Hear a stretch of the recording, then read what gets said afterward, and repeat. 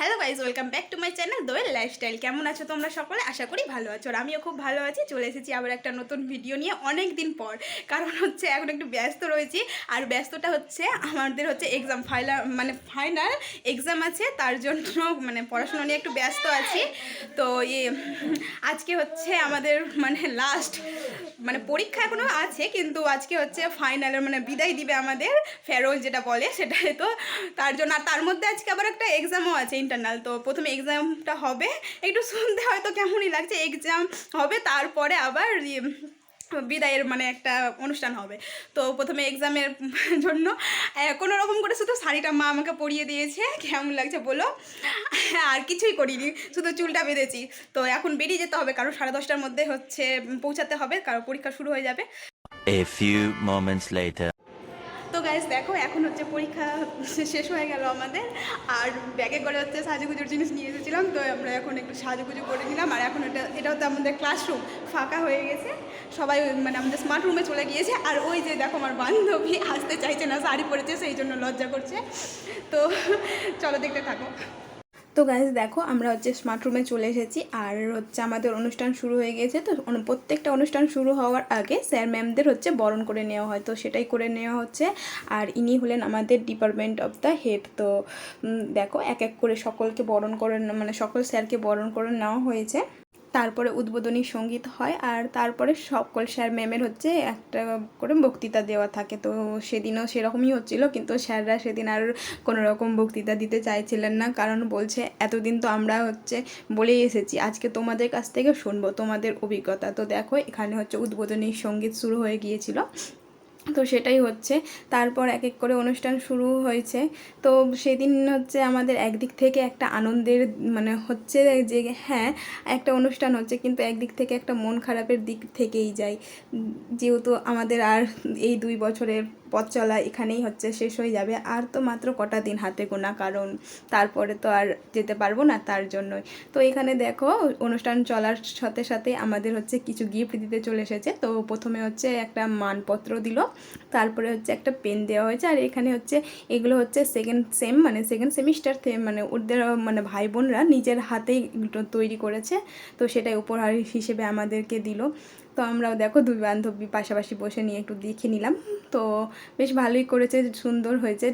তারপর দেখো, আমাদের এখানে হচ্ছে দেখানো হচ্ছে আমাদের এই 2 বছরের স্মৃতিগুলো এক এক করে ছবির মাধ্যমে হচ্ছে সেটাই ফুটিয়ে তোলা হয়েছে। তো দেখে একটু বেশ মন খারাপ হচ্ছিল।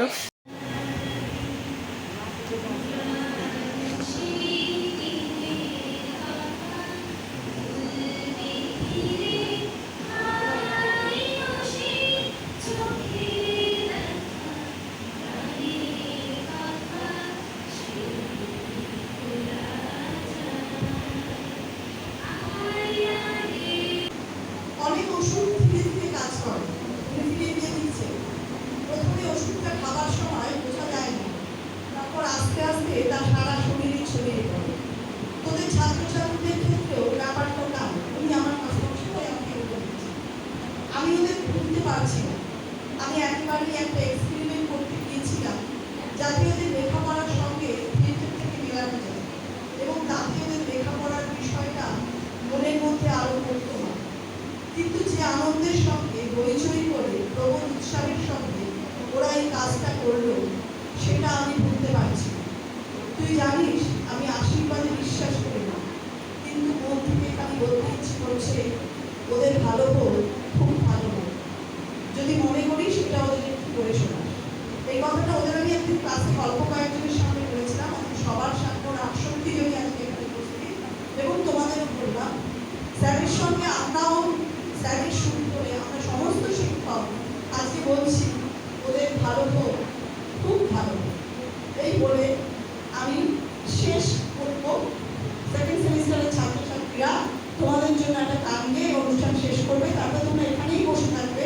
তোমাদের জন্য ওরা একটা সামান্য আয়োজন করেছে, তোমাদের হাতে ওরা সেটা তুলে দেবে, খাওয়াবে।